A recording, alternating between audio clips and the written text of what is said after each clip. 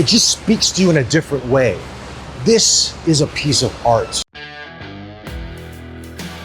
This brings you back to an era where cameras were so unique in the way they were used and designed and the build quality. This is an absolutely beautiful camera. It is one of the most beautiful pieces of photography equipment I've held in my hands over the past few years. This is one of the most beautiful cameras I've ever held to date.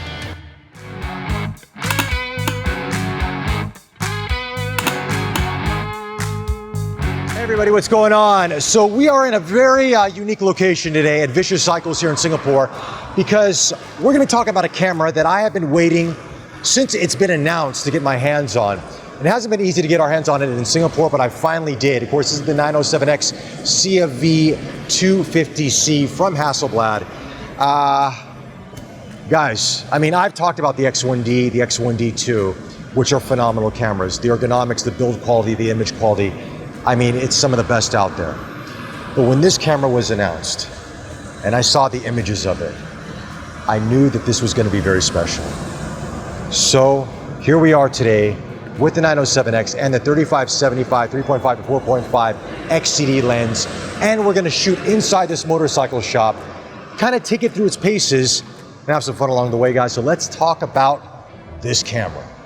So by the way, my motorcycle is actually being built here as well. We might see it later on. But anyway, I don't want to go through all the specs because there's been plenty of videos on that, but I'll just highlight some of the key features. Of course, this is the same 50 megapixel sensor, medium format sensor that's in the X1D and the X1D2.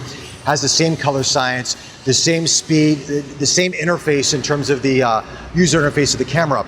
But it's the design of this camera, how it's like to hold and use, and the build quality, and just how unique this is for a lot of modern day photographers out there, that it just speaks to you in a different way. This is a piece of art in my hands. This is one of the most beautiful cameras I've ever held to date. And it takes phenomenal images. So now let's go inside the Vicious Cycles. Let's take some photos of these iron horses with the 907X. Man, these are gonna be some beautiful photos. I can't wait.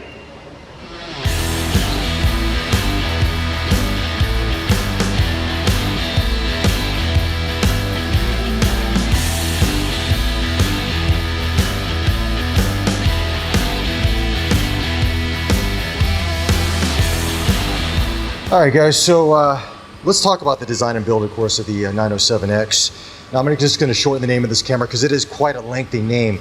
As I mentioned before, this is a stunning camera. This brings you back to the 500 series from Hasselblad, the V series cameras. But of course, they have modernized it. But you know, the thing about this camera is that no photo or no video, even as good as the video Zaki's shooting right here is, can actually capture how beautiful this thing is unless you pick it up in your hands the first time. The chrome trimming, this leather or leatherette grain texture that's around the camera, the attention to detail, everything screams quality. There's nothing that feels inexpensive or not premium on this. I mean, Hasselblad has always been known to make beautiful camera systems, and they've really done an amazing job. Now, in terms of the camera body itself, it's very small, very compact, okay? This is a camera system that is meant for smaller lenses, compact travel, walk around. You can use this in studio as well. You can outfit it, but you will want to look at some accessories because case in point, there's only literally 2 buttons on this camera to use and a wheel. And of course, you have your shutter release button here. You have a kind of a function or a command button here that allows you to access your exposure or various other controls as you hold down and press this wheel here. You do have the touchscreen on the back, but we pretty much know that this touchscreen is intuitive, it's user-friendly, it's great, just like the X1D2. But this control grip here really does make a big difference on the camera system.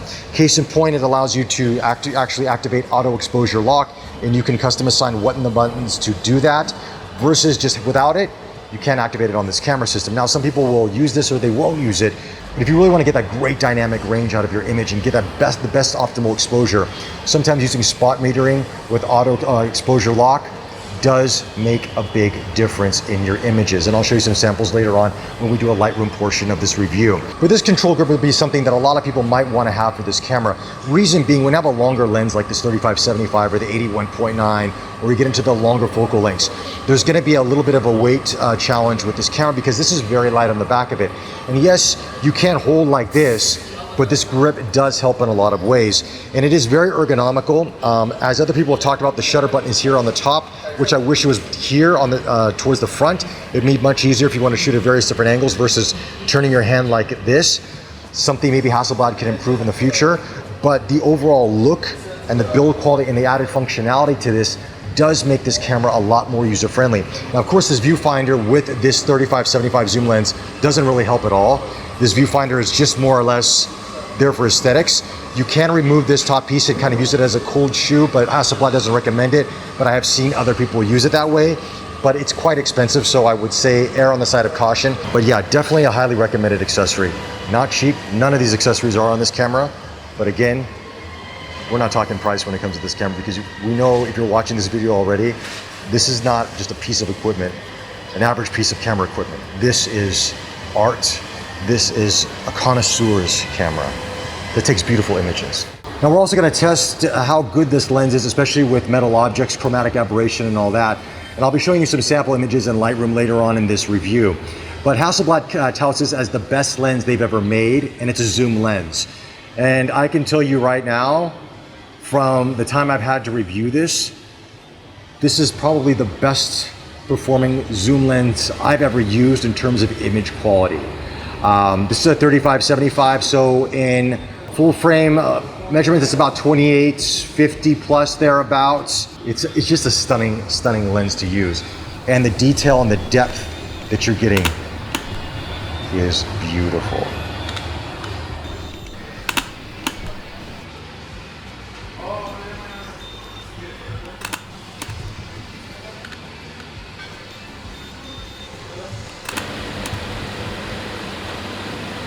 So one of the great things about this this control grip here is it allows you to really move your autofocus point around a little bit, be more concise with it instead of using the touch screen, which I really appreciate, because sometimes when you're into longer lenses, it's a little challenging to hold this here, touch here, and then go back to your subject. Can be done, but it's obviously better to just use this joystick here, which is a fantastic joystick, very ergonomic, very easy to use. Now in terms of speed, of course, the X1D, the X1D2, and the 907X are not going to be speed demons when it comes to autofocusing. It's still contrast based, so if you're looking for a speed that's going to be like a 1DX3 or an Alpha 1, or even let's say a GFX 100S, it's not there yet. This camera, as other people have said, is really going to slow you down. But that's not a bad thing, actually, because when you do get the shot in focus and it locks on, it's pin sharp. Those colors and that image quality literally just come alive.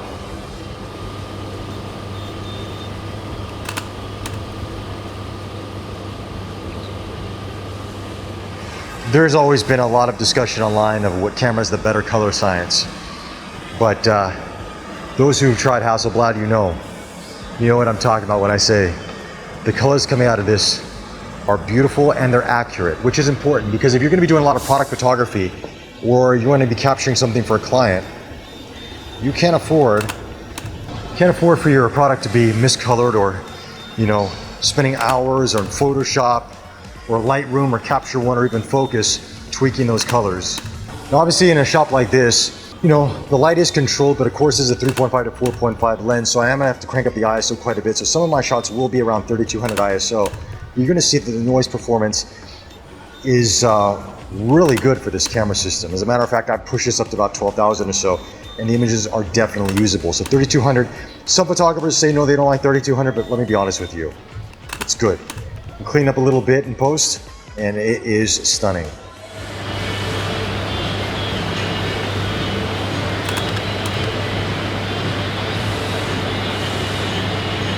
And one of the reasons why I'm actually taking a little bit longer to shoot than just snapping photos is I'm actually doing spot metering with auto exposure lock to really balance the exposure here in this shot, because with the chrome and with the metal and just the reflections coming out of this, it's very easy to overexpose your shots.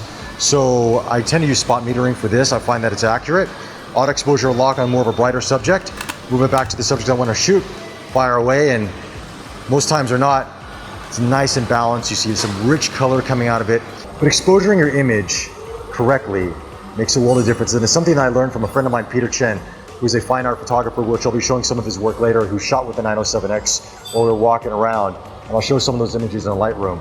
And it's a big lesson that I learned shooting with this camera, and it made a world of difference in terms of how the image rendered and the colors just came alive.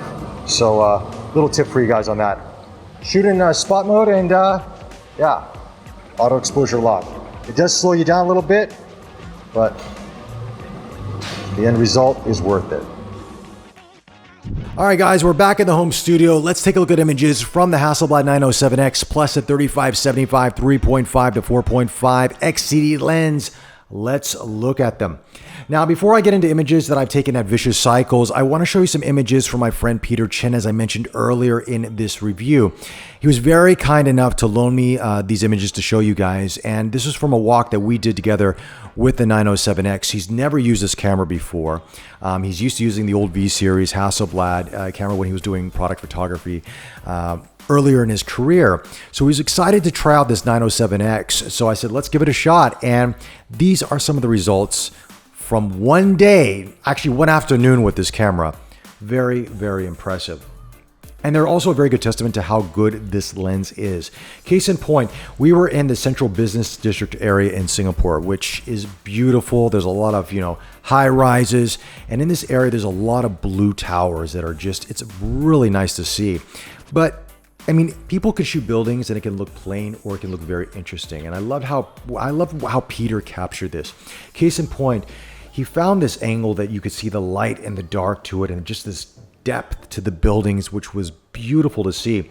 But when we look at it from a lens perspective, look how sharp it is here in the corners, all the way to each corner here to the center. And he didn't do any correction in terms of lens correction in Photoshop with this. He just really tweaked the colors a little bit. But this is how it looks out of camera. But then he went to black and white. And black and white adds a whole other dimension to it. It is absolutely beautiful. Look at the tonality from the dark to the light, the graduation in from the shadows to the exposed areas. It's just something that medium format gives you. I mean, you guys know this if you shoot medium format. I mean, can you get some of this from full frame? You can, but it's not the same, honestly speaking. Yes, 14 stops dynamic range. You can look at all the numbers. It can be very similar to full frame. But when you see it up close, you see the depth and how organic the image looks. It's what makes medium format so special. And of course, it's a testament to this lens, how sharp it is. There's no fringing to this whatsoever. The color reproduction, the sensor, all of this combined really makes for beautiful images. Here's another shot of this DBS tower here. You can see the blue reflections there. And he preferred the black and white, and I do too, because of how dramatic it can look. But look at the tonality there. And if we just kind of, punch in on this, how sharp it is. Give it a second to render. Again, these are about 300 megabyte images. And in Lightroom, obviously it does take a little bit of time to pull up. But if we look at the image as a whole, how beautiful it looks. I mean, unbelievable. Really, really impressive. I mean, you can just see the details in the windows. You can even see in some of the offices there, the lights they're showcasing there. It's really, really something to see. But let's look at another image here from this shoot I did with a friend of mine. He has a Mercedes SLS, beautiful car. And this is the original image. These spots here are dust spots that were on the sensor, because the sensor can get quite dirty if you remove the back off and on. So do take note of that. Get some, sensor cleaning products if you can get them. But unfortunately, I didn't bring any strobe light to this. I was using natural lighting. The light was behind the car. So I really had to rely on the dynamic range. Now, the next image I'm going to show you it's been highly edited. It's more dramatic. It might not be to your liking, but the owner of the vehicle wanted the image to look this way. So, we do what we're asked to do. And here's the end result. So I did use a series of programs for this, obviously Lightroom, Photoshop, Luminar AI, even Focus for that matter, to sort of do the raw conversion initially. But yeah, it's a little dramatic. Some people love it, but I wanted to give it that pop. And as you can tell, just the detail on there, it still maintains. Of course, what from the original to this, it's a testament to the dynamic range of the sensor, and again, how good the lens is, because it is sharp to sharp. It's sharp corner to corner on this. Really, really impressive.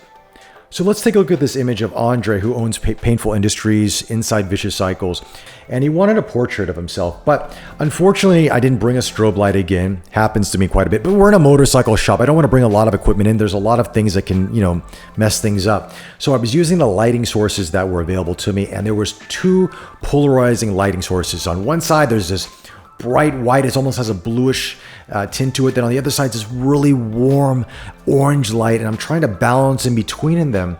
And I tried to do the best as I could, and I'll show you what I'm talking about. Here is the original image, and it is a little bit more warmer than I wanted, and it just wasn't working for me. Of course, I did play with the colors a bit in Lightroom, and I was to get to this more of this kind of toned them down a little bit, but I brought this more natural, organic look to it. But it's just the tonality that you get from this sensor that really makes it interesting.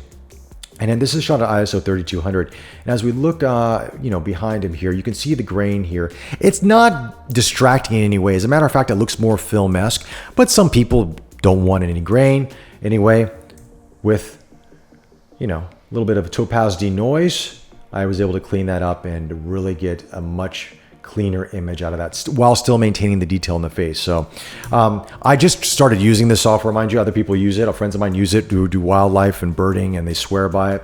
And I just tried it out, and I can attest that it really is worth a download to try it out. To buy it or not is up to you guys, but it is definitely worth trying it out. But I just, again, love the tonality, and then just something that medium format gives you, especially in portraiture, that is really, really unique.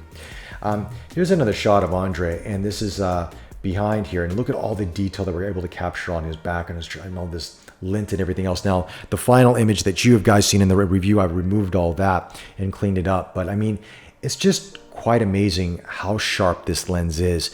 But what about chromatic aberration? What about purple or green fringing when it comes to metallic objects? Let's take a look at something right now. Here's these shocks that were on the wall here at Vicious Cycle. And again, this is a testament to how good this lens is I'm looking at these shocks here, and they're chrome, there's rust, there's all different tonalities and colors and textures, and I'm not seeing anything that's distracting whatsoever. And yes, this image has been edited. Let me show you the before edit. And let's zoom in on that. Look how controlled that is. I can't see anything, honestly. And here's after edit. Before edit and after edit. And again, edge to edge, it is sharp. Very, very impressive. Let's look at this, the side of this motorcycle real quick. This old Honda here that's been converted to a sort of a chopper of sorts. Got to customize, have some fun with it. But again, look at this area right here. It's just beautiful. I mean, yeah, it's rust, there's texture to it, but if you see how well the colors and the tonality that just comes alive from the sensor and the lens, and how much depth there is to this, it really is something to see. This is before edit, and here's after edit, before edit, and after edit. Now, edits are personal preference. You may like or dislike what I'm doing, but it is something to take note of on it, just in terms of its texture. And also, here's a tank that Andre was working on. I think he's just finished it, but he just added these skulls onto it here, and he was just, brushing it up here on this area. But look at the texture and the detail on this. This is at ISO 3200, mind you, and it is absolutely beautiful at ISO 3200 in terms of its detail. So again, something to really take note of in terms of performance of this this camera and this lens. And here's one last shot I want to show you guys. This is of this red Harley-Davidson V-Rod tank that he painted recently. This is deep cherry red, and when I saw it in person, it just stood out to me. The tonality, the depth to it, and yes, with full frame cameras, you can capture some of this, but that's where medium format comes into play. That's why a lot of people still use medium format for product photography, to get that tonality, those colors, that 16-bit color, you know, that dynamic range that you get, that you see from the light to the dark, and just that graduation. It's beautiful. Now, this has been edited slightly, but not much, to mind you. I mean, most of this was done with spot metering and auto exposure lock to kind of capture what I was seeing with my eye, because sometimes if you just let the camera do everything itself, it can overexpose certain things and underexpose other things. So it's something you don't want to do, and then you end up spending more time in Photoshop or Lightroom or Focus or Capture One trying to fix that. So if you meter correctly, you will get some beautiful images with really rich colors. Anyway, now let's go back to Vicious Cycles, and we will wrap up this video with my final thoughts. In the right hands, this is a very powerful tool. This lens, as I mentioned earlier on in this review, and I think it kind of solidified it when you saw the images in Lightroom, that this is probably one of the best zooms in terms of image quality I've ever used to date. But the overall, my thoughts on the camera is that it is beautiful. This is a camera that you're not buying as your everyday camera. This might be your secondary camera. This might be the camera that you take out on the weekends. If you're gonna go traveling and you wanna capture street images or portraits, or you want to just do something out of the norm, but you want a camera that speaks to you, this 907X will be that camera. Can you use it for professional work? Yes, 100%. This is really meant to be on a tripod a lot of the times, especially if you're going to be doing product photography or commercial work. But you can run and gun with this. You can go out there, but you're just going to have to slow down. So big shout out to Klez Distribution for providing the camera, the accessories. Thank you guys very much. To Vicious Cycles, Painful Industries, Matt and Andre for allowing us to come into your home and to photograph your work and these iron horses. Man, it's a great place, isn't it, Zachy? Yeah, yeah. We could stay here all day. Sweat a little bit, but it's all worth it. Anyway, guys, thanks so much for watching. Like this video if it speaks to you. Subscribe to the channel. Share this video. Be safe out there, and we'll chat to you soon. Take care.